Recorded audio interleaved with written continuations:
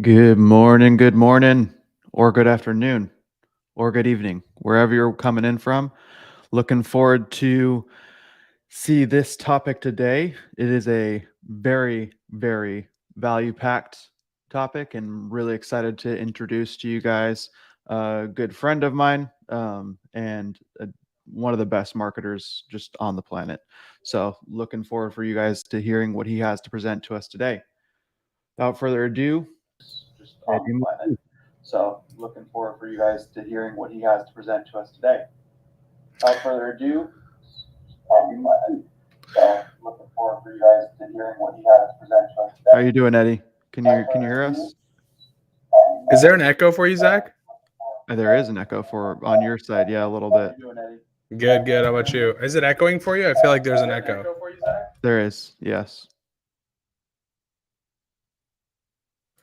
Is that gone? Let's see. Yep, looks like it's gone. Beautiful. 1 second. Say one more thing for me. Yes, sir. Yes, sir. Checking. I can't hear you for some reason. Let me switch the audio on this computer. Say something for me. Can you hear me now? Yeah. Okay, perfect. Cool. I'm just gonna take these off. How you doing, bro? Thanks for having me. Doing good. Thursday afternoon here in California. Where are you calling from? I'm calling in from Atlanta. Atlanta. Nice. Getting the warm humidity coming soon. I run away when it gets humid here. I go to the Middle East, so Oh, can't be much warmer there. it's not as humid though, so you don't feel it. So there you go. Good. Yeah. Awesome. Well, for those that don't know who you are, please feel free to introduce yourself, tell a little bit about what you have going on, and then from there we can kind of just dive into it. Dope. I got a presentation together. You want me to just share my screen and go? Because I got like an intro of who I am and things like that for these guys too. Share it up in there. Dope. And then I'll add it onto the screen. Okay.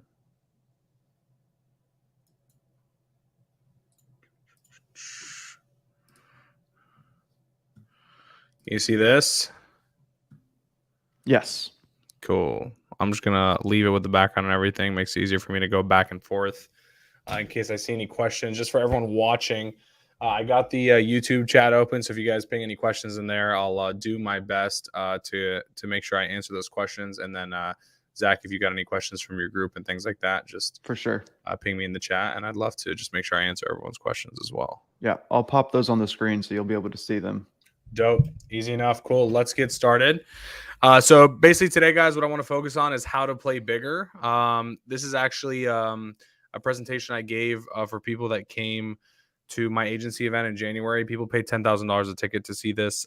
So it's a pretty thorough presentation. It's everything I've learned over the last few years doing this. And just for reference for everyone, we run an 8-figure agency right now. Technically, I own 5 6-figure a month agencies. And that's kind of how my business is structured, which I'll get into soon. But what I want to focus on today is how to get the best clients who give you the least trouble and pay you the most money and allow you to do the least amount of work for the most amount. And not saying that in a bad way. I'm saying that in a good way, as in the relationship's a win-win for both sides. So first, I'll give you kind of a rundown of how I got here. Second, I'll show you the overview of how I look at the agency space, things that I do to get these big fish, and how to price everything, how basically every single answer you're going to ask yourself about as you grow the agency. And I'm going to give you a foreshadowing of what we plan on doing over the next 2 years. So real quick, just a flashback. So, I once also started in my bedroom and without a team and without anything like that. I actually started in 2017 as an agency, but in 2019 is when I started getting really serious about it. So this is me in my bedroom. To the left here is actually my bed. 2020, we upgraded from the bedroom to the basement, baby. You know what I'm saying? What an upgrade. Still in my parents' house. So no rent due here. This is actually currently my wife. At the time, she was my girlfriend. And that's one of my best friends over there sitting in the photo too. I hired him and started training him as well. So no shame in starting in the bedroom and the basement. You got to do whatever you can. In 2020, ironically, I think Josh was the first presentation this week. I actually paid Josh's previous company, Welling Media, to go and learn from them how they're running the operations on the content side in the office in 2020. At the time, we were fully remote. And then this convinced me to get an office just because I wanted more company culture. I wanted to shoot more content.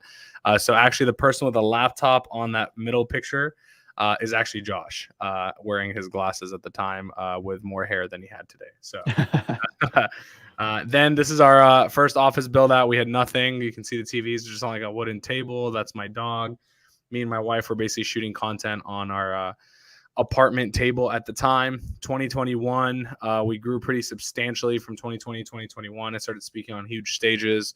Our team got really big. I think we were probably at like 40 50 people at the time total. And then we also started our podcast, got into the organic content game, which is super pivotal for those of you guys watching. If you are not spending your time on organic content, which I know Zach's all about the SEO, if you're not spending your time on organic content in general, this is going to be a game that you are going to lose. So with that being said, 2021, we expanded. We basically bought 3 offices and then broke the walls in between all the offices to make one big office. We made a pretty cool video of us kind of running through a wall, etc. And 2022, here's kind of what happened last year. We doubled as a company. We hired 68 people. We optimized our hiring processes. We acquired 2 agencies and merged them into ours, so into one bigger agency. We loaded up our sales team, got my team speaking on stages, and now fortunately we make enough money as a company to give our employees like health benefits and things of that nature that for the first few years there was like no way we could do that and put that money together. It was just way too expensive. So with that being said, let's get into the presentation. So here's how I view the agency game. This is a lot of slides, so I'm going to go pretty quickly through these. But this is a game of offense or defense. It's very simple at a higher level. So how much do you need to actually grow is pretty much all I'm looking at all times. For example, at $50,000 a month in revenue, if you have 10% churn or like team member or clients getting lost, you lose $5,000 a month. If you have 20%, you lose $10,000 a month. Pretty easy math. In regards to this, that means that is the minimum amount of sales I need to make monthly to be able to even grow the company. So like if I have 20% churn and I'm making $50K a month, that means every month I have to sell at least $10,000 just to like keep my company where it's at, not even grow it. So 150K, it only gets harder. Even if the percentages stay the same, the numbers are going to get bigger, right? And over time, the numbers keep getting bigger and bigger and bigger. So like if I'm turning 10% of my clients at 300K a month, that means every month my sales team needs to add more than 30K a month in new revenue to grow every single time. And I'm showing you guys this to understand the importance. As the agency grows, this gets a lot harder. If you have 10K a month and you lose 10% of your money, it's only $1,000 a month. If you're at 900K a month and you lose 10%, that's 90K a month that your sales team has to make up. And if you don't have the deal flow to make up that money, you will just be stagnant. And I see this all the time in the agency space. People float, they grow, they figure it out, and then they float somewhere between 100 and 250K a month. And that's kind of where they're stuck. They can't get out of that range. And the problem is their churn right here, like we're looking at, is higher than the amount of sales that they're bringing in or equal to.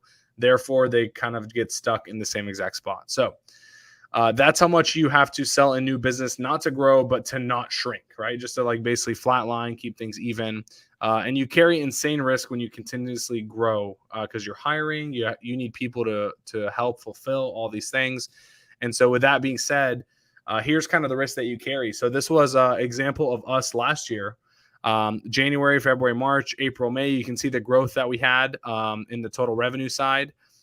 In April, so the blue line is revenue. The orange line is salaries and wages of our company, right? In April, you can see the gap was huge between them. And then June, it became so close that we were almost at a break even. And that's because we were hiring to get ahead, right? We were growing every month. You need to hire the people to get in place to continue with the growth that you have. But as soon as our sales slowed down and our hiring sped up because we thought we were going to keep growing, we got to a point where like in a matter of a month, we were essentially at a break even in our business and we had to completely change things around. Then you can see in July how big the gap is between total revenue and salaries and wages. And then we were in a super profitable position the next month.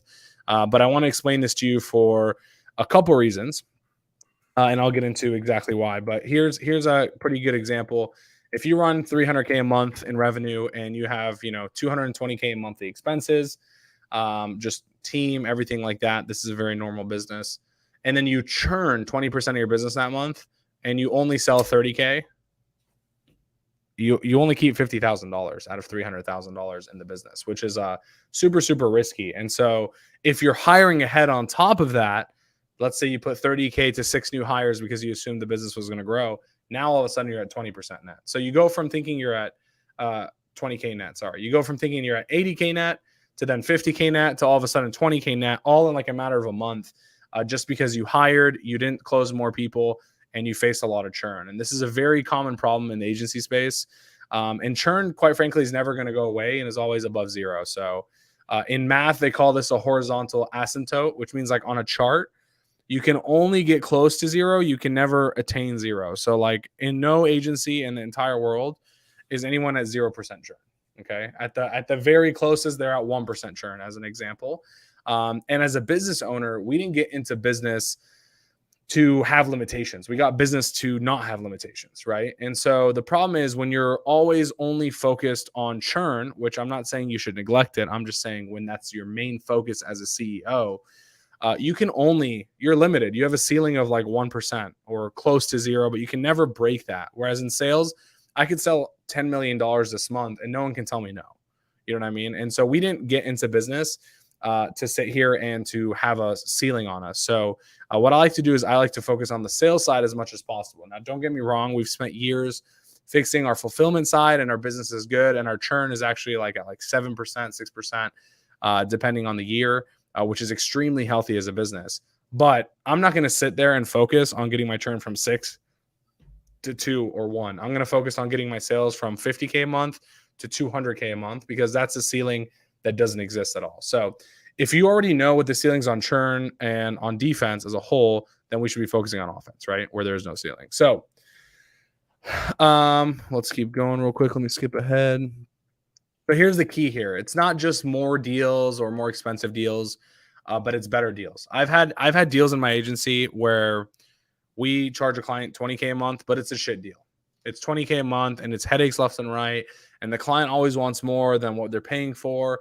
And it's just this giant catastrophe. The team's super stressed. People want to quit their jobs and we're making 20K a month for it. And after all said and done, we're probably breaking even, losing money, or making just as much as we would on like a 3 or 4K client that doesn't give us any headaches. So just because the deals are bigger or they're more expensive, that doesn't mean that they're a better client. I'm sure, Zach, you can probably relate to this in some way, shape, or form. I mean, it's that whole meme where it's like, oh, someone that pays me $1,000 a month takes the most from me and asks the most questions. And then the one where they're like, oh, but someone that pays me 10,000, they never bother me. That's not actually true. Yeah, I've had people that bother me a lot that pay me 10K a month. Exactly, 100%. So you don't just need to sell more, you just need to sell better clients. Like honestly, for me, I would rather take 5 insane clients a month than like 20 okay clients every single month. That's just the business that I want to be in. And when you're first started, everyone tells you to sell, make as much as you can, close as many deals as you can. But that's just to like get dollars in the door so that you can be able to like have some money to sustainably build a business. But if you're trying to actually build a business long term, it's not going to be the case. So look at this. Basically, average client lifetime with us in e-commerce was less than 150 days. So someone on average stayed less, essentially right around the 5-month mark. But if we remove the ones that we were marked as not a good fit by the team, meaning like sales team closed someone, team got them, and then was like, dude, listen, I'm not sure if this person's good. He has too high of expectations or whatever the case is. We removed those outliers from our formula essentially when we went back and calculated, and the lifetime value of our average client went up to over a year. So it jumped from essentially less than 5 months to just about at the year mark, which is 2.5 times pretty much what we thought it was. So that should tell you right there, it's way better to build a business where you can have clients that are a good fit right out the gate because they're going to pay you for an entire year plus, as opposed to clients who aren't a good fit that you're just trying to get in the door and be able to get them in just to get them in because they're going to leave in a few months and you're going to have churn problems and you're going to deal with all these situations. So if you get someone in the door like that, do you ditch them or how do you go through the process of breaking up with them? Yeah, that's a good question. So I've had a few scenarios. I've had to fire clients before just because I'm like, listen, we're not going to get to the point we want to get to. I'll refund you like the rest, what you paid this month, and then we can part ways like in a very nice and kind manner. When I was in a situation where like I just didn't have money, I kept that client and did the best I could to make sure I fulfilled on everything just because I needed the dollars. But once I had the dollars and I had the team, my focus was on like the team's stress and sanity essentially. So I would just have a nice conversation with the client and essentially like part ways, give them if they just made a payment, I would give them a refund on that payment. If they paid like a month ago, I would just be like, hey, let's plan to like do a handoff and part ways, etc. No hard feelings, but we just feel like it's not a good fit. Now in today's case, we just don't have that problem. Our sales team understands that if a client churns quickly, they actually lose their commission. Right. So they are not incentivized to just close people. They're incentivized to close people that stay. So it kind of changes the game. We give our sales team like bonuses if a client stays for like 6 months, for example, as opposed to someone who quits in their first 60 days, it removes part of their commission from the sale. So I don't know if that kind of answers the question, but that's how we're avoiding it moving forward for sure. So the key is not just closing more clients. That's just a treadmill where you keep trying to outsell your losses. And I'll tell you this, like the money's cool, guys, but like you get to a point where you're just like burnt out. You're like, man, it's like you take 3 steps forward, 2 steps back, 3 steps forward, 2 steps back. It's just like this exhausting situation that you're in. So there's 4 parts to getting the sale, in my opinion. 1 is prospecting. 2 is getting people to show on your intros. 3 is getting people to show on your demos. So if you do a 2-call situation, here's how we do it. We'll get a lead. Then we'll basically have a short 5 to 10 minute call with a lead, make sure we're a good fit before we go to the second call. Then we'll schedule like a second call, which is usually like 45 minutes to an hour, where we're getting to know everything we can about their business to see if it's a good fit. And then we're closing them on that call. So in our sales process, those are the 4 steps. And all of these come down to your content offer, quite frankly. People, are going to question this and doubt it, but I'll tell you, anytime we've grown our agency in substantial leaps, it's because we came up with a really good offer that other people didn't have, and we attracted a ton of people to join our agency as opposed to other people's agencies. And looking back, majority of those people are still our clients years later. And the thing that got them to have that initial conversation, not necessarily close, but conversation, was that offer and the content that we made. So just for reference, we have ads always running. They go to landing pages. We have all these different ways that we get leads, but more than 75% of our actual deals come from our website. So meaning, if you think about it, here's what it's going to look like. Ads go with an offer. Let's say, for example, right now, we'll do your content for free if you let us run your ads. Okay. The client goes to a landing page, and then basically what happens is the client determines if you're worth receiving their information, meaning like submitting a lead form of some sort. Then the smart ones, the best fit clients, here's the difference, right? The people who just like put the info on a landing page and then go and try to close and they buy, usually are not as qualified or as good of a business to work with as someone who does their due diligence and takes their time looking around and doing research on you as a business, right?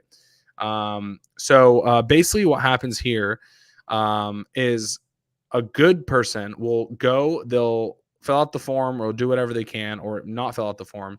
And then they'll go to our Instagram, they'll go to our website, they'll go to other assets that we have on the internet, look at our reviews, etc., and then they'll make a decision to submit a form. So we know, because we don't send any traffic to our website, whenever someone submits a form on the website, it's because they came through this process that you're looking at right here. So our best clients came from this exact process. And that's because like everyone's pitching through landing pages, all this stuff, but our content is good. Our website was good enough. Now we're revamping it. I don't think it's good enough anymore. But those people are going and submitting on the website, which tells me that they're going through this exact process that we're looking at, which also tells me our Instagram presence is super important and how we look like. It's essentially our business card. And those are where most of our deals are coming from. Do you want me to address this question in the chat, Zach? Sure, go for it. Cool. Cool. So what changes did you make to double your LTV? Like I was saying earlier, we just qualified our clients more, essentially, if you think about it. So instead of just taking on whoever wanted to pay us, we started getting very particular about who we wanted to take on. So I'll give you an example. We one of our divisions, so we have like 5 or 6 divisions at this point. One of them works on like local automotive shops, people who do like car wraps, things like that. I'm sure you've seen that all over the internet when I talk on speeches. But basically we took an evaluation of that, right? And so there's people who do wheel repair is one vertical in there. There's people who do window tinting. There's people who do car wraps, like they change the color of the car. And then there's people who do like something called ceramic coating, which is like they put like a gloss coat on your car to make the paint protected and like waterproof, etc. So we looked at like all the individual little services that people sell inside of our niche. And we noticed that people who sell ceramic coating had an LTV of 40 days in our company, example, right? I don't remember the numbers off the top of my head. But then we noticed people who sell wheel repair have an LTV of 500 days. So we're like, okay, salespeople, you're selling so many ceramic coating people. These are actually the least qualified people. They're on average going to quit the fastest. They suck at closing. Their product sucks, whatever the case is.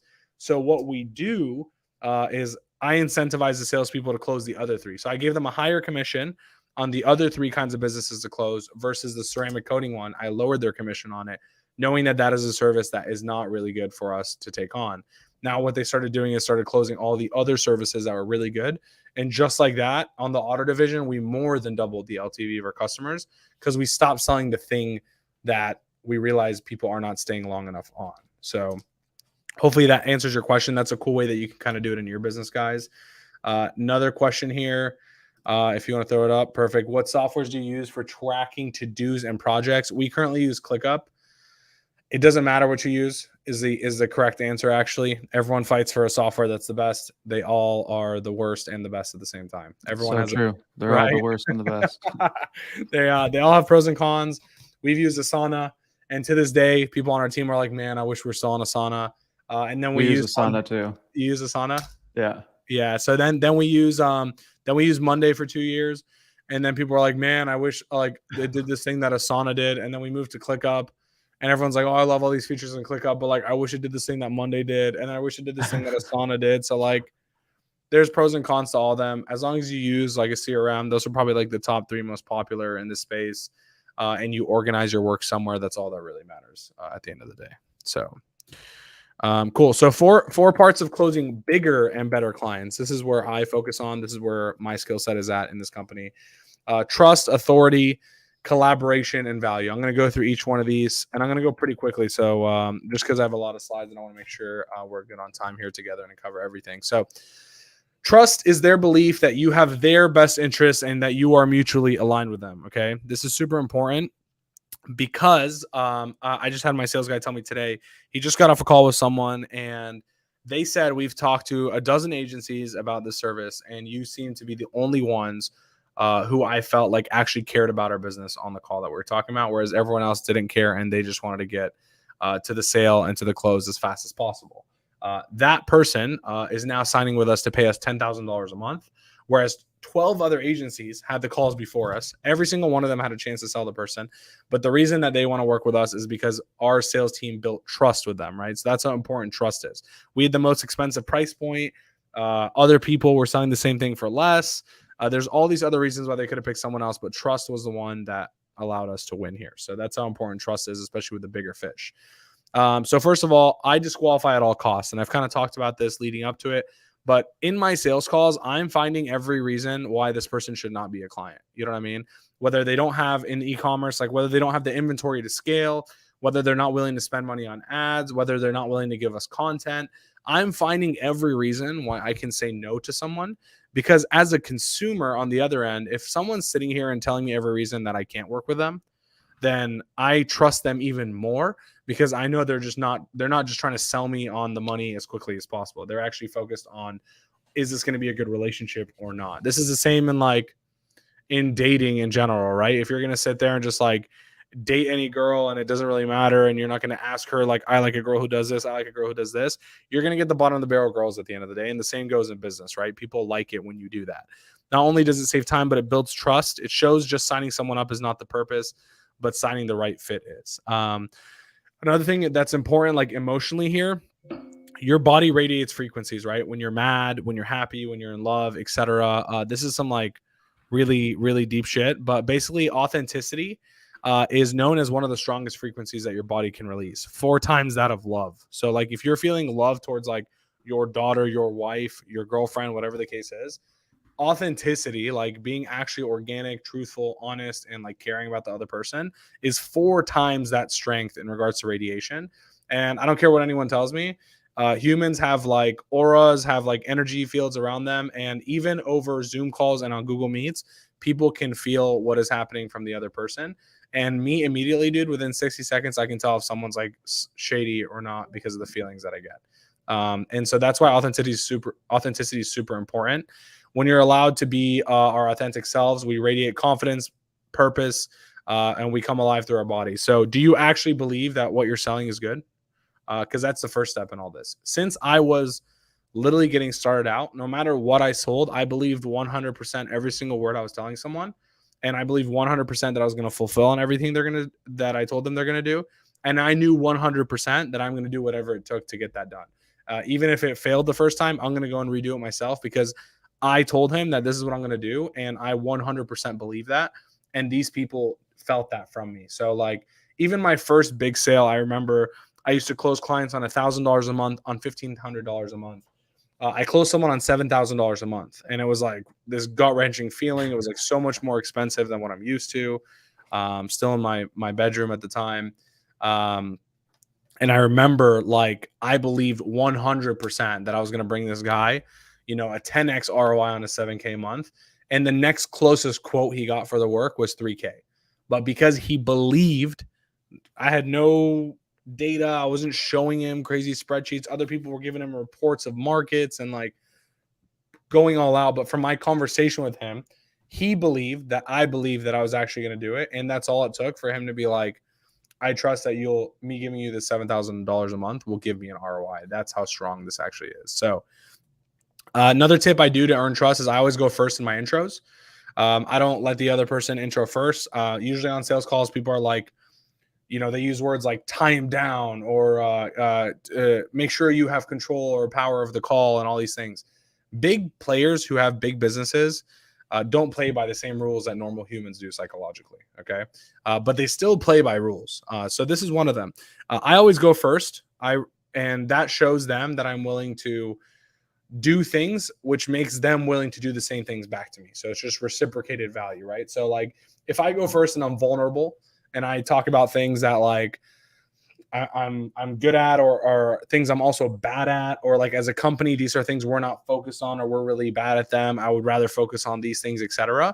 It gives them the opportunity to reciprocate that back. So if I'm super uptight, I'm not joking, I'm not fun, and I'm just like showing myself as this like perfect person, that's what they're going to do back. They're going to not tell me anything that's going wrong with their business, which is really why we're on a call. They're going to act like their life is perfect as well. They're going to be short. They're going to be straight to the point. If I half-ass this, I'm not vulnerable. That's what they're going to do too. And so this is the first thing that I do. And it sets the tone for the entire call. It's like, hey, dude, how about I go first? And I'll tell you about me. I'll tell you about our company. I'll tell you about everything we're good at, everything we're bad at. And then you can do the same. And then we can just figure out if there's a way that we can find some synergy to work together and see if there's any solutions that we have for what you have going on. Fair? Yes. Cool. And then I jump in. So that's one way I earn trust. You going first allows you to extend the discovery period as well. Because if I go second, that person is basically going to intro themselves and then they're just waiting for now. They're like, okay, it's Eddie's turn. Let's go. Whereas if I already went, I put all my cards on the table. It lets me just ask questions for the rest of the call because I've already introed myself. I've gotten all the questions that he has about me out the way. Number one, like here's our company. Here's what we do. Here's what I'm good at. Here's what I'm not good at. Here's what I focus on, blah, blah, blah, blah, blah. What about you, Zach? And then from there, the rest of the call is about Zach if I want it to be. If Zach tells me a minute-long story and he's done, I can ask him another question, and then he's going to answer. And I ask him another question. I ask him another question. He's not waiting for Eddie to finish his intro because Eddie's already done. Yeah. So now the call is about Zach, which allows me to get way more information out of them just because I went first. And I think a lot of people don't realize that. Cool. Keep the prospect a priority. Listen, ask for more, solve, and do not oversell. This is the most important thing. I think Zach's great at this. I've had a lot of conversations with Zach. I don't feel like he oversells himself. I don't feel like he is inflating his numbers to make someone feel really good about a decision and oversell them into it. He's being very honest. He's being very direct. And the best people in this in business who you want to work with are the ones that can smell through this every day. They've been sold cars. They've been sold everything from cars to homes to watches in the shadiest way possible. They can smell through this like it's nothing. If someone's overpromising or overselling, it's a red flag for them to work with them. People want to work with people who can tell them the bad news too. You know what I mean? So I always give people the bad news and then the good news. So like, for example, hey, listen, we built this company. I'll tell you, our strength is not something like SEO. That's something I stay away from. I have friends that I can refer you to, like Zach. But where we focus on that we're really good at, content, email and SMS, paid ads. That's our focus. That's where we've been for 5 years. And that's, pretty much what I can bring to the table. If you want to talk about SEO and stuff, I have no expert knowledge, and I'd love to refer you to someone else. This shows that I'm honest. It shows that I'm not perfect at everything, and I can clearly differentiate my strengths and weaknesses. Same for a movie. If a movie starts amazing and has a shit ending, this is the opposite. If a movie starts amazing and you have a shit ending, you don't like the movie. But if the movie has a shit intro and an awesome ending, you walk out and you're like, dude, this movie was the best movie ever. Right? Best movie ever, bro. And you forget about the first 30 minutes that were horrible. And that's because you put the bad news first. So if I had to pick, I have to give bad news and good news. I'm putting the bad one first always. So same in sports, same in life, same in sales. Pretty simple. Do not pressure sell. So I create pressure without creating pressure. I'll give you an example. Someone comes in for an offer. Actually, I think I might have an example here. Let's see. No, I don't. So let's say someone comes in for an offer and they're like, hey, I really want to do a content package. I'm figuring out in the conversation why someone wants to do a content package. And what I'm really trying to figure out is like, is there a deadline that's super important to them to get this content package done by? So for example, we have a Father's Day sale coming up in a month and a half. We're considering doing some content package to get the most out of it, blah, blah, blah. And then I'm always keeping that in the back of my head. And so when I go to close at the end, I'm not sitting here and being like, hey man, I'll give you this one-time deal that I'm never going to give you ever again, all this stuff. Everyone knows that. Everyone knows you're going to give me the same deal tomorrow if it really came down to it, if it's just a money deal, right? But the pressure that I create is something that they can't control and I can't control. Example. Hey dude, listen, our content team is pretty backed up. We have like a 5-week turnaround time right now. And if we want to hit Father's Day in 6 weeks, we want to get started in the next like 24 hours. Because if someone else gets started on a different call and buys a content package, then we're pushed out another week and then we're not going to be able to hit the Father's Day deadline. So if we want to make that sale, if we want to get the most out of it and get the content in time, I would highly suggest, it doesn't need to be on this call, but I would do it sometime today, make that decision. Otherwise, I can't guarantee that we're going to be like a week ahead of schedule to be able to get the benefit we need to from Father's Day. So I'm creating pressure without like creating some bullshit like, this is a one-time deal that we're never going to give you again, etc. And I feel like that is how a professional closer does it. They don't need to sit here and like bullshit a fake sale or bullshit fake numbers. And the smartest people will read through that. And they know, dude, if you're going to give me $1,000 discount today, you're going to give it to me in a week if I come back to sign up at the end of the day. Like if I tell you I'm not signing up unless I get that $1,000, you're going to give it to me in a week. So everyone knows that. And so it makes it a little bit harder to leverage. Let's see. This we can skip. So number 2 is authority. Authority is not trust. It's actually a lot different. Do they perceive you as someone of status? So think about you guys here who are watching. I see a lot of you guys in the chat. Eddie's the GOAT. Oh my gosh, I can't wait to see Eddie talk. That's authority. That's not trust. That's you guys thinking, oh, Eddie is someone of status and I want to learn whatever Eddie has to talk about. The thing is, like, do you make them feel like they are more important to you than you are to them? I see a lot of people do this in sales, especially when they're first getting started in the agency space, right? Like you're going to go in and you need this deal. Like you're like, I have to get this deal because I need to make this $1,500, whatever the case is. People will smell that on the other side and they will feel your desperation and you will lose authority. Now they know that they are in charge of the conversation and it's not you. And so you give up a lot of leverage when you do that. The more authority you have and the less important they are to you, or at least that's how you make it feel, the more likely they're going to close because they don't feel like you actually really need them. They feel like they need you more than you need them. So a couple ways that I do that psychologically. I'm aggressive with my follow-up, but I'm not super aggressive. Like I'll tell people, I'm like very direct. So like, for example, if someone doesn't respond after like 2 texts and I'm trying to close them, I'll be like, hey, dude, listen, like, I don't want to waste your time. If this isn't something you want to do, just like straight up tell me. I'm not going to sit here pinging you back and forth. I got a lot of other things to do, and so do you. And I don't want to sit here and bothering you and working on this if this isn't something. If there's other questions or things like that, just let me know. No big deal. I'll let you take your time and think about it. But if this is just something that's off the table and you're not responding for that reason, just let me know. It's a lot easier for both of us. Things like that, where I'm just super direct with people, usually results in them coming back, appreciating that I was super direct, and coming back and actually closing or getting on a call or telling me what the actual reason is that they're scared of. At the end of the day, men, and I mean, everyone in business, not everyone, but a lot of people are just pussies. They just don't want to respond back. They're scared to say no. They think it's easier just to ignore people. And when I call them out on their bullshit, they appreciate that. And then they feel like, oh, I'm going into business with someone who's like on top of their shit and real. And I don't get enough of that with the people I work with, and makes them want to go into business more with me. So that's especially on sales calls. It's that fear of confrontation. Everyone's going to say yes to you, but then 80% of those people are going to ghost you forever. 100%, dude. And even on the sales calls themselves, I'm like so over direct with people. Like if someone like has a horrible conversion rate on their website, I'm not beating around the bush and being like, oh yeah, that's not that great. We I'm could like, improve this. yeah, I'm like, this is horrible, dude. You know how bad this is? Like they're like, man, I know, man. No, no one tells me that, but I know. So like I like to be as direct as possible. I like to point things out the way they are because I expect that from them. If we're in a relationship and they're my client and we're not doing a good job, I hate nothing more than a client saying everything's good, everything's good, everything's good, and then they put in a 30-day notice because they say everything's been horrible. It's like, dude, like we talk every week, we talk all the time. We're going back Your and reports forth. look great. Yeah, and you're sitting here and you're telling me this. So like, I'd rather people be direct so that we can address the problems face on and get those things done. So other ways you can build authority is like talking about other opportunities like oh yeah, we have this other client who did this, or we had this other project we did this, or I have this other guy I'm talking to right now, we're about to start working on this.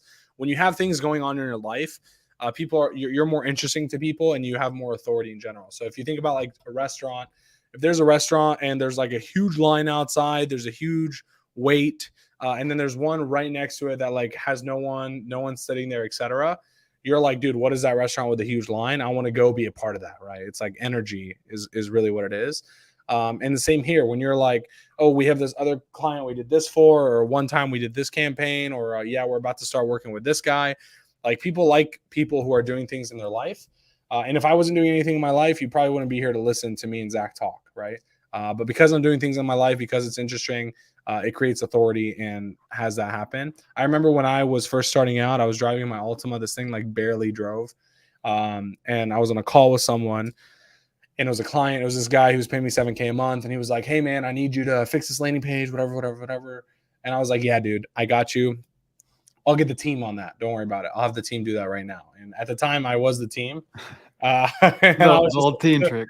As I said, the whole team's right here. I got the graphic designer, the media. I was like, yeah, man, don't worry. I'll make sure the team gets on that tonight. And basically what that means is wait till I drive and get home so that I can do it myself. You know what I mean? But it builds authority. And especially in the sales process, if you're a one-man team, I'm not saying I lied to people and was like, oh, we have 10 employees when I didn't have 10 employees. I never did that. But this person was a client already. And it's very easy for me to be like, I'll have the team get on that. And whether that means I'm having a designer help me who's a VA, or whether that means I'm doing it myself, at the end of the day, I got the job done every time, and it didn't really matter. I'm not just bullshitting people and faking and saying these things just to say them. I'm saying them and I'm fulfilling on them. So I want to be very clear with you guys. Like, I'm not telling you to go tell people, oh, the team's going to do that or we're going to do this, and then not doing them. I would stay up till 3 a.m. if that's what it took to make sure I got that thing done that the person asked. And I never, ever broke my word. And that's why I have the reputation that I have today. So same when you're dating a girl. If they know more people want you, they'll want you more. If they think you don't have any options, then they're going to treat you like they know that you don't have any options. So business people are the same, guys. It's very simple. The more status you have, the less you have to give, the less you have to negotiate. And in today's world, how you create status is content. Number one, very important. Results, number two, and three, relationships that you have. If you get a referral from someone, you automatically have authority and status, right? Zach referred someone to our agency. I automatically had some sort of authority or status because Zach referred him. And that means whatever status Zach had, I now have with this person because Zach referred him. And then I got on a call and then I proved that we knew what we were talking about. And now he's been a client for 4 months at this point, and we're doing awesome work for him, right? So relationship was number one. Then we got results. Now I have more authority and status with this person. He wants us to do more services, example, and content in general. A lot of you guys that are here today have seen my content to some way, shape, or form online. And that is the only way that I have authority with you guys. You've never met me in person. Most of you have never even messaged me or DM'd me.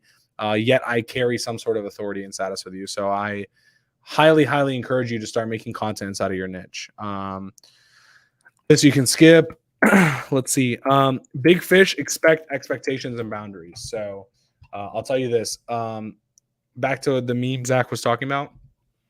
People who pay, I mean, I'm generalizing here, but people who pay like $1,500 a month, $2,000 a month sometimes, they don't have expectation and boundaries. They're like, hey, could you do this? Hey, I need you to do this. I need you to do this sometimes.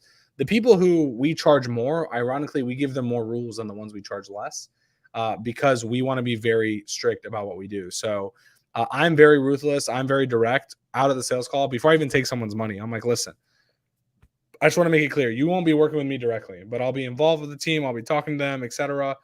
Here's the expectations. You're going to lose money for 60 days straight running ads. As long as we have the same expectation that you don't expect to start being profitable till day 61, then we're on the same page. If not, if you want to just make money right out the gate, then this isn't a relationship that we want to have, because I'm going to under deliver on what you want. And so I'm setting those expectations right out the gate, and it's making it a way smoother process for the rest of the team.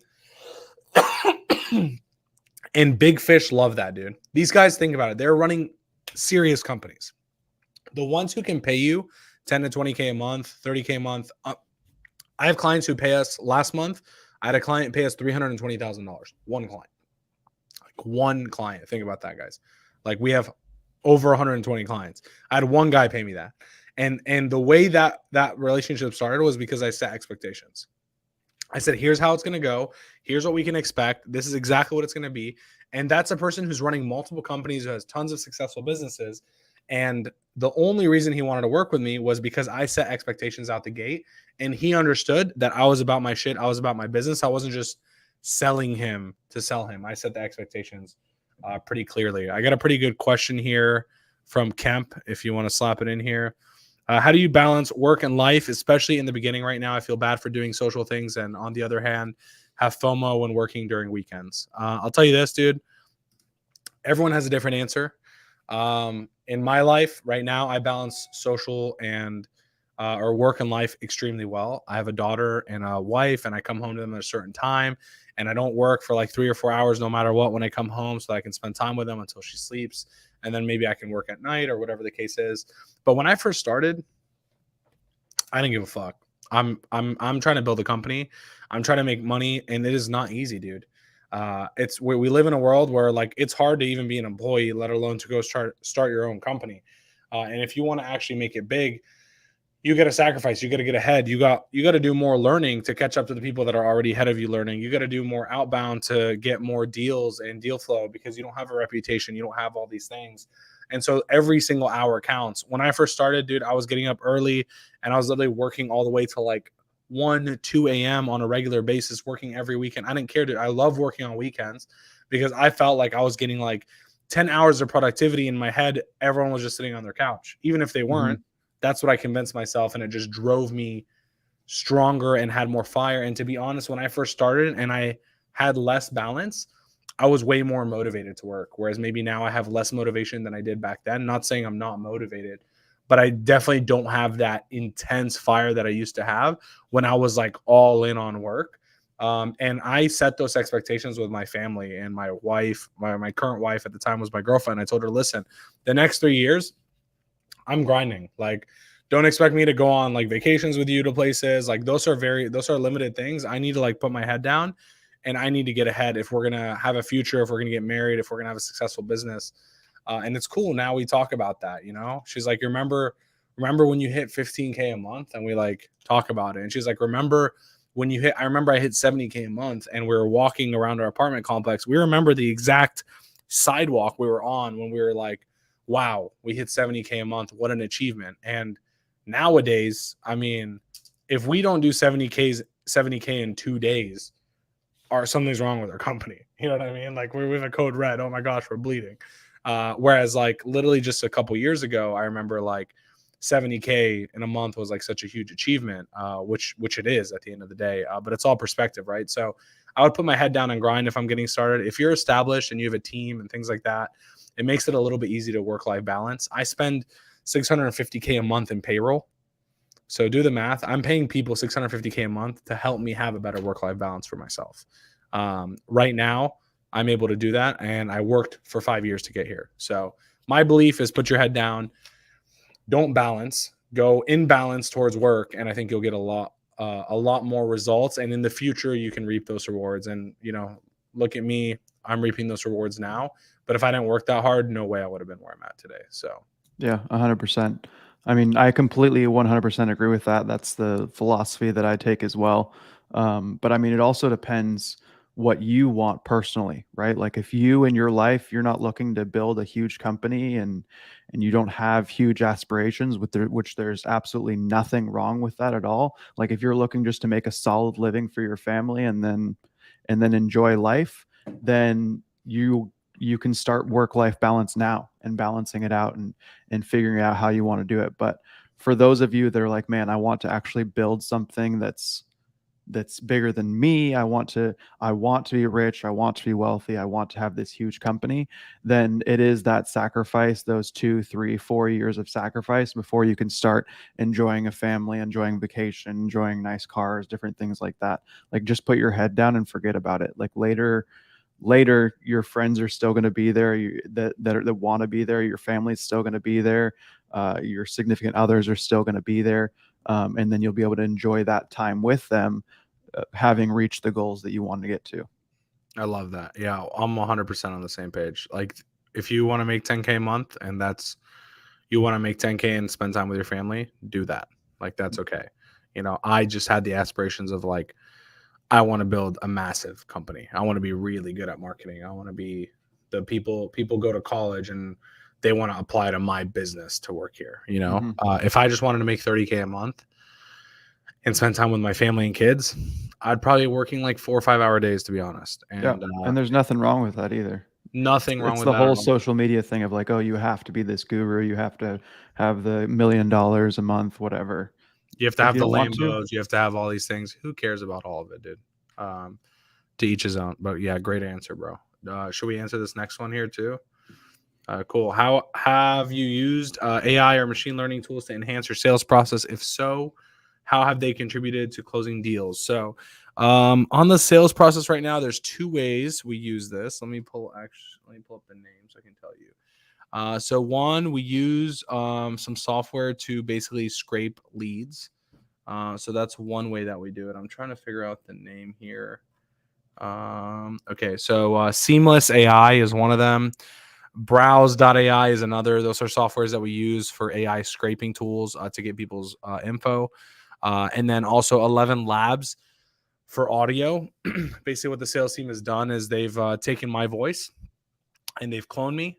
And so if someone's in the sales process and they get a voice note from Eddie and it's not from my cell phone or from my Instagram, it's from the sales team texting them an AI generated voice of me. So they'll be like, oh, I really want Eddie to look at this and see what Eddie thinks. At the end of the day, if someone sends something to me at this point, I'm going to ask the sales team, okay, what did you guys think? And then whatever they tell me is what I'm going to base my answer off of. So I trust them to make those answers at this point. And they'll send a voice note using 11 Labs from Eddie Maalouf. That sounds exactly like me saying exactly what the sales team would say and say, looked at your business, super excited to work together, etc. And that's one way we're automating me in all facets of the business without having to actually have me sending those voice notes and like being attentive. And quite frankly, unless I've closed someone, I usually don't know who the people are and don't have some sort of relationship with them until they've been with us for a few months. And I know they're going to be like a client that's definitely worth investing into. I'll invest pretty heavily into the relationship. But for now, my sales team and my account managers basically handle all that. So you use anything, Zach, for your end? For AI, we do some video stuff, and then for just as far as like I mean, not necessarily AI, but like automated messages and different things like that that switch up text and stuff, but not a ton of like actual AI for the sales process in itself. No, because since we do everything through Facebook ads, we still use real people to have the conversations and everything, and then I'm not on the sales calls either, so there's no expectation of me even being around. Nice. Yeah, we use a lot of AI for like fulfillment stuff. We have like 20 chat GPT accounts in the company that we share and we make customer profiles on and things like that. And then I even made a video on my YouTube about AI. If you guys want to check that out, you can look at it. That's like a few months old at this point. We have more stuff we're doing, but like on the content side, for example, we're about to post a video on our Instagram soon of like, we took like a wallet and we took a photo of the wallet like in our studio. And then we uploaded it in Photoshop, and then we used the AI generative feature, and we put it like inside of a creek with a mist and all this stuff, and we did it in like seconds. So that's cool ways we're using it on the fulfillment side, but on the sales side, we're pretty limited to the stuff that I gave you guys. Cool. Then the last piece of this 4-step process is collaboration. So this is like all psychology based stuff basically, but my goal here is to move like this. So let's say the prospect's the orange person and I'm the green person. My goal by the end of the conversation is to be sitting like this. I think a lot of people in the sales call, they sit like this. They sit face to face, not physically, but mentally. It's how am I going to get you to give me money? Whereas my approach in the sales process is how can I give you a taste of what it's like working together and collaborating just on this call so that you can be like, damn, I really wish I had this every single week from Eddie and his team and had them actually focusing on my stuff because I felt what that feels like to work with them. So high level people want to feel like someone will think with them, but also for them. Okay, this is a very important thing. If you show up without a clear plan, you won't win is actually what I should have wrote. The point of a clear plan is to point out opportunities. So I'm sure like when Zach wants to work with someone or his team does, they're going to show them opportunities of like things that person isn't doing correctly or ways that person can go generate more business to be able to actually make that person excited about the feeling of working together. A players want to work with A players. That's from business owner to business owner, from business owner to salesperson, whatever the case is. But you have to be sensitive about how hard you challenge A players. These are guys who run businesses that are big. They make money more than most people. And so usually their opinion is considered correct. So I always frame suggestions with this question. So instead of me being like, hey, you should add an upsell on your checkout card on Shopify because you're missing out on a lot of money, I say, have you ever considered adding an upsell on the checkout cart on the Shopify page? Because I think you could probably get a lot more money from customers who are checking out if you're not doing that. And then they'll think about it and they'll be like, man, that is a good idea. And instead of me telling them about it, which creates some friction sometimes with people who have egos, they're more open to that feedback. And now it's collaborative. It's like, have you tried this? No. Cool. Well, let's talk about it, as opposed to you should do this. Because no one likes to be told what to do, not even toddlers, right? They like to be suggested and collaborative about what to do. And here's the thing. A lot of times I'll be like, oh, you should do this. And then they'll be like, oh, well, we've tried that and that didn't work, right? So when you frame it as have you ever tried, you're leaving it open to like if you're wrong or if they've done that suggestion and it didn't work, that it's not like marking against you because you're not telling them to do it. You're just saying, hey, have you ever considered doing something like this? No. Oh, you have. It didn't work. Okay, cool. Good to know. And it's part of your discovery process now. So those are a couple things that we do that are super important. And then so value, here's a couple things here. This is where I'm the most logical when we talk price, right? If someone's like, someone else is doing this for less, I always do the math. I'm like, okay, cool. What are they charging you? And they're like, $1,000 a month. I'm like, great, $1,000 a month. How many people you think it's gonna take to do this project for you? Oh, let's say, we go back and forth. We say like 4 people. I'm like, great, 4 people. How much average are we gonna pay someone who's a good team member? I'm not saying like a VA overseas. I'm talking like an American here who has some decent knowledge. Let's call it $6K a month, right? So now I do the math. You're expecting 4 people to work for this company to help you out at $6K a month each. That's $24,000 a month of payroll, okay? If they're charging you $1,000 a month, how many accounts does this company need to handle for these 4 people for it to make sense for them financially. And then we do the math and we're like, dude, it's going to take, these 4 people have to manage 50 accounts at $1,000 a month for it to make sense for them to charge $1,000 a month. Do you want to hire a company that's managing 50 accounts with 4 people? Like, how much time is your account actually going to get? Less than an hour per person per week? What are you actually paying for at the end of the day? So I really, really logically break it down when someone gives me like a price objection that someone else is cheaper, because I know for the work that we do, there's no way you can do the work that we do at a cheaper price than we do at this point. Like I've been in this game for too long, and no matter what, I can justify and show them based on how many people are working on it, what they're charging, and what a good team member should be getting paid, that the formula is impossible and they're going to be spread way too thin. So that's something that I do as well. Another close that I love doing, this closes a lot of high ticket people. Let's give an example. Someone needs to pay me $10,000 a month and they think it's too expensive. I say, listen, if I told you that if you give me $30,000 right now, so 3 months worth of $10,000, right? Whatever the retainer is, I take 3 times. If I told you that you were to give me $30K right now, and I would give you, $15K a month back in 90 days, would you do it? And they'll be like, oh, dude, absolutely no brainer. I'm like, cool, great. I'm not asking you to give me 30. I'm asking you to give me 10 for 3 months straight. And by the end of the 3 months, we'll be making 15K a month together. And that's the same exact situation. And it's even better because I'm not telling you to pay me 30 grand up front. I'm telling you to pay me 10 grand. And I'll tell you, every time that I break that down slowly for someone, they all are like, whoa, you're so right. Like, this is a no brainer. In same hour, I'm getting a wire for the money that we talked about. So those are some ways that you can cover price objections. And I know we're about to start wrapping up here soon, Zach. Sure. So Take I got your time. Okay, cool. I just want to make sure. Yeah, no worries. Negotiating for me is not about crushing the other person or screwing them. I think a lot of people have this misconception. It's actually about being able to find the deal that fits the both sides the best. So all these deals that I'm telling you, where I'm basically getting people to pay me $200,000 to $300,000 every single month, these are all performance-based deals where I'm saying, hey, listen, how about I come into your business? How about we look at what you're making? Okay, let's say it's $100,000 a month in profit for yourself. And how about I just take 30% of all the additional profit I bring in? I don't want any piece of what you're currently doing. I just want to get a piece of what I bring in addition to what you have. So if you make $100,000 a month in profit right now, and I take you to $500,000 a month in profit, I want 30% of that 400,000 difference. And the logical people will take me up on that deal because they'll say, dude, this is money I don't have. This is money he's only getting paid on the things he's going to bring in. And I'm at the point where I'm confident enough in my abilities to go into the business and do that. And so now we have a wait list for people who want to give us 30% of their business plus a retainer because of that deal, because it's a win-win. It's not because I'm crushing them with some sick offer that's going to crush their business and cripple it. And vice versa. It's not like I'm undercharging myself. It's a win-win where if I bring you more money, I just get a piece of it. It's not revenue. It's not ad spend. It's just pure net profit. And I'll tell you this, just between 3 of those clients, we make $600,000 a month, like between 3 of them.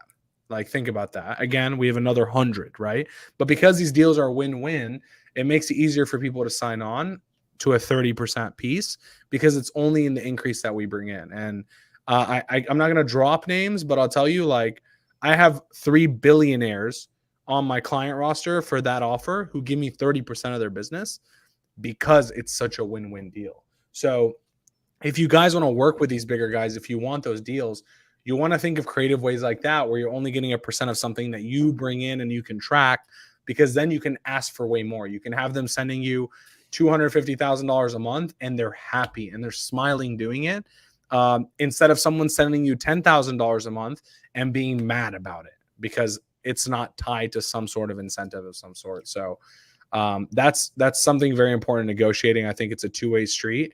And then last thing, what should I price at? Here's just some tips that we've learned over the course of time. In the agency space, you need to price 2.5x the payroll at a bare minimum. So for example, actually, I think I have an example here.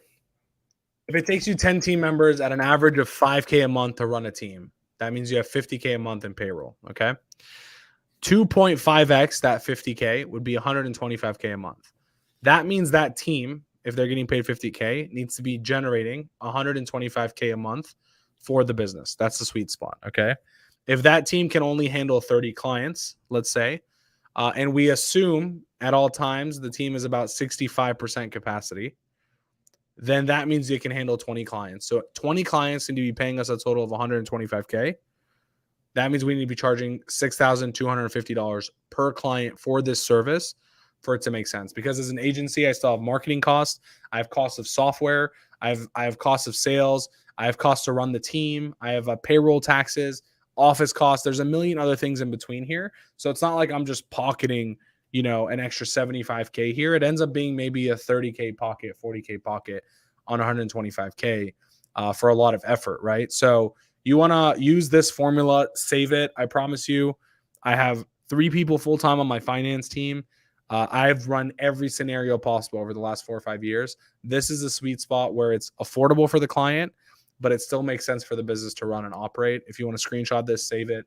I promise you, if you price your service like this and you map out what it is the team that you think needs to fulfill that service, take the payroll that they make, multiply it by 2.5x, and then do the rest of the formula, you'll figure out exactly what you need to be pricing at. So this is 65% efficiency. This is at 80% efficiency. Assuming the pod is 80% full, you can lower the price, etc. So with that being said, this is the last thing I'll end on. This is our company structure currently, just so you have an idea. We have 3 divisions. So we have info products, which is this left side here. We have e-commerce products, which is these 3 businesses. I told you guys that last year we acquired agencies. So these are the 2 agencies we acquired. We named them 4Media London and 4Media Denver. That's because that's where they're located. London is like a downsell. So it's like a cheaper version of our normal Atlanta work that we do. We have a lot of clients that work there and see a lot of success. Denver is just our Amazon department. So it's like 100% Amazon. We acquired them because they were getting really good results, but they just didn't understand how to get clients or scale a business or hire properly or do all these other things that you should be doing to run a company, but they were sick at Amazon. So for reference, each of these is a 7-figure company in itself. This is a 7-figure company, and then this is a 7-figure company. So each of these are 7-figure plus companies, all into one big 4Media umbrella. And that's how we're basically set up. And we just actually dropped a podcast on the 4Media Marketing YouTube yesterday for the London department. So we acquired these people. It's a long podcast. It's 3 hours. So heads up. But if you want to listen, we go through kind of like what was going through their head when they were getting acquired, what it looks like now, what are the troubles we went through, etc. So in case in the future in your business you want to acquire an agency or get acquired, you can kind of see exactly what it looks like. And I guess we'll wrap it up with the last question, Zach, if you're down for that. Let's do it. How did you go about building your personal brand, and how would you go about it if you're starting from a point of having no tangible results or achievements to showcase? You, 1, get the tangible results and achievements to showcase. That's step number 1. Step number 2 is you use that to leverage and to go speak on stages, to speak on events, to get on podcasts like this one. This is super valuable. And if you get in the rooms like this, you'll be able to get a lot more reach and build personal brand. But you have to have the results to do so. So results is number 1. Number 2 is content. I don't know anyone, and I'll bite my tongue if someone can give me a name. I don't know anyone who's running an agency at the size that I'm running that is posting as much content as I post. I don't know anyone. Like on social media, I'm talking like short form, like Instagram content. No one who's running an agency at my size is posting as much as I do. And I have a full team that helps me do that because that's how important personal brand is. So posting content is super important. It's evergreen. It's going to build a reputation for you. Whether or not someone knows your results, if you're getting tons of views and tons of followers and tons of engagement from the community and things like that online because of the content you're posting, your name will be known. And then you go to a room and people will be like, oh, I know that dude. I've seen his videos everywhere. Isn't that the guy from here? And all of a sudden you have a good personal brand and authority and you can get on stage. For me now, we spend probably like 30, 40K a month on ads. My face is on a lot of them. I get millions of views a month across all my platforms on social media in regards to reach. And obviously I have a massive Rolodex of relationships at this point that refer me, which builds my personal brand. But from the content on the ads that I'm running, I'll go to a conference. Like I'll tell you, I went to a really, really like high level conference in, I forgot when, maybe like February, end of February. I got there. I wasn't a speaker. Okay. I got to the conference. They realized I was at the conference. Some people were like, oh, I see you in ads. Some other guy was like, oh, I've seen you here. And day 2, I ended up speaking on a one-on-one Q&A panel with the person who ran the entire conference. And that's because of the personal brand and the authority that I built. I wasn't invited to speak any of these things. I got a free ticket from a friend and I just showed up and they're like, dude, could you get on stage? But that's taken me years to build. And if I had shit results, I wouldn't be here. And no one would trust me, but we get good results. We can't do it for everyone, but we get good results overall. And we're honest, we do good work, and I post content everywhere I possibly can. And I'm putting in effort to do so. So those are the pieces of advice that I would give you if you don't have any results. Number 1, just get really good and get results, because like, dude, my value, I could sit with a billionaire who makes $1 billion. Okay. And I will bring value to him because of the skills that I've acquired. Like, it doesn't matter that he's a billionaire. If we sit in the room, money aside, and we're having a conversation ends, and this person's like, damn, I need this dude to help me with something in my company because he knows all these things and I can tell he's super smart about it. And that took me years of practicing, years of learning, years of listening to videos like this, getting in groups like the agency domain, being a part of communities like that, and learning as much as I can and executing as much as I can to get ahead and actually be really fucking good at my craft, not just like, I'm in this business to like make some money and post some videos online. So I think your intention is super important long term. Yeah, don't be a guru without results. People can sniff that out real easy, and then your brand won't get that far.